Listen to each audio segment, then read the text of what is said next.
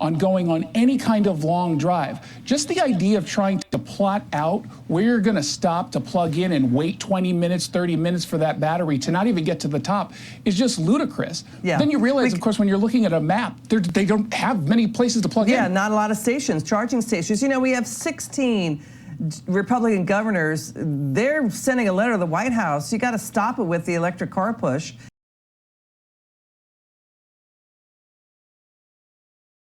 Hello everyone, welcome back to another episode of Parts Talk. Thank you for joining me. I appreciate each and every one of you. Now, have you ever wondered what happens when you take an EV for a long road trip? Because those who own EVs will only tell you the positives of driving an EV, but will never tell you the preparation they put in before they're leaving their homes. Now, we're going to hear from Jason Rants, who faced a harrowing experience trying to attend a wedding just 2 hours outside of Seattle. Now, despite requesting a gas car, he was stuck with an EV, battling dwindling battery percentages, incompatible charging stations, and a sudden breakdown in the middle of nowhere. This isn't just an inconvenience, it's a safety risk. Let's get straight into this video. Joining us now, the host of the Jason Rants show. He's Jason Rants. Jason, it's great to have you back on. You know, this 2024 race is so much about policy and the issues. The Biden White House, they want to get rid of all gas cars. They want everybody in America to drive electric cars. You wrote about your nightmare with your electric car rental. Can you tell us what happened?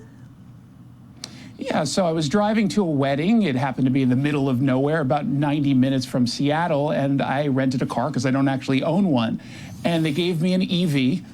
That was my only choice. They gave away the car that I actually wanted. And I knew it was going to be trouble because how often do you pass any kind of place to plug in on the way to the middle of nowhere? And of course, as I'm driving there, my eyes are glued to the dashboard, looking at how many miles I have left before the battery dies.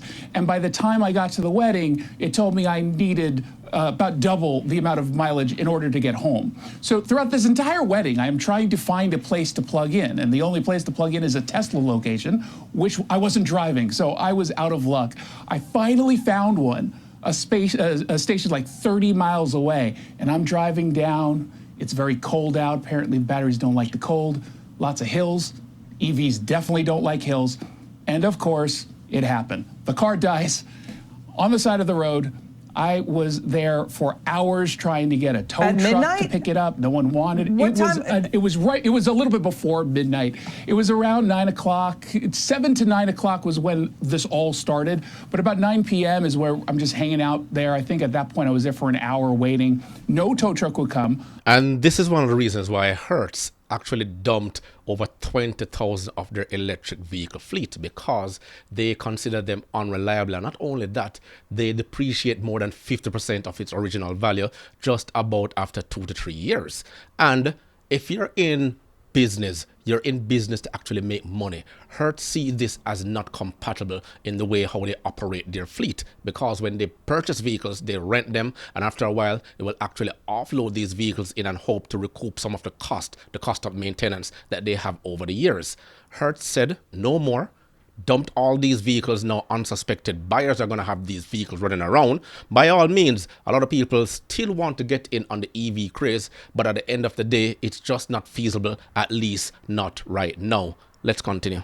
I was trying to get an Uber to come all the way out and pick me up, and of course Hertz, which I rented from, no help whatsoever. It was such a nightmare, but it does wake people up, I hope, to the reality that we're nowhere near this green revolution of having EVs. Yeah, and you know, sorry to interrupt, but Hertz is also getting rid of a fifth of its electric car fleet. Mm-hmm.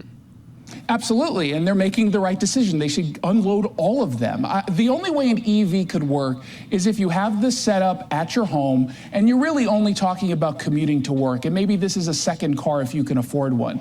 But if you're planning on going on any kind of long drive, just the idea of trying to plot out where you're going to stop to plug in and wait 20 minutes, 30 minutes for that battery to not even get to the top is just ludicrous. Yeah. Then you realize, of course, when you're looking at a map, they don't have many places to plug in. Yeah, not a lot of stations, charging stations. You know, we have 16 Republican governors. They're sending a letter to the White House. You got to stop it with the electric car push. It's hurting consumers.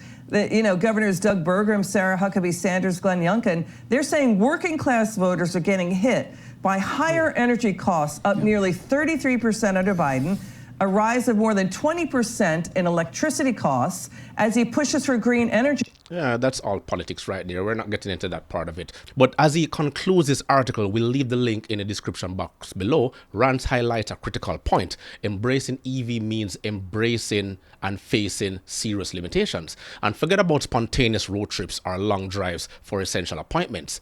And if you forget to plug in overnight, you could find yourself stranded on your way from home or from work. And the bottom line is, while electric cars may offer environmental benefits, their practicality is still in question, especially for long distance travel. So before you make the switch, please consider the potential risk and limitations. Your safety and convenience should always come first. The saga continues. People also could not start their electric cars in this Arctic freeze. Did wind and solar keep people warm in that? No, of course not. And especially depending on where it is we're talking about, there are places like Washington State doesn't get a whole lot of sunlight for several months out of the year. And we try to do wind power, but wind generally, we just also had a cold snap. It was incredibly cold. Ironically, the largest supplier of electricity and natural gas sent customers a note telling them when it was about 10 to 15 degrees, turn down your thermostats because our electricity grid can't handle the overload. So does anyone truly believe that we're actually ready for a transition to electricity away from natural gas? It's just not going to happen. So you can't plug in your cars, you can't turn on your heat when it's cold out. That's not a great environmental policy. Sounds that way. Jason Rants, thank you for sharing your story with us. We appreciate you. Thanks. So what do you think is actually going on with this net zero madness? Is it just about cars, or is it just about what our good doctor here has to say? Let's take a look at this. Absolute plan is, well, this is what I said. Net zero means all you peasants who are watching and listening, you should pay attention to this. Net zero means zero for you. That's what it means. And by plan, you little people, you don't need cars. God, who needs a private automobile? I knew 15 years ago that the bloody totalitarians would go after the cars. Sure. Because nothing screams freedom like a 350 horsepower Mustang in the hands of a 16-year-old boy. It's like, no, we got to clamp down on that. That's like right. He can go wherever he wants and do whatever he wants, cluttering up the planet and producing carbon. Yeah. So it's like no cars, right? The goal is 90% reduction in private automobile ownership. You think, well, you get to have an electric car. It's like, no, the grid can't sustain electric charging. Well, how will we deal with that? How about you peasants don't get to have cars? That's right. Right. No cars, no flights, no meat, no heat, no air conditioning. No container shipping. Mm-hmm. Oh yeah. Well, who needs goods? And the saga continues. As usual, let me know your thoughts below. Remember to grab a copy of my ebook, The Parts Manager Guide. Please smash that like button on your way out. It'll only take you 1.5 seconds to do so. Until next time.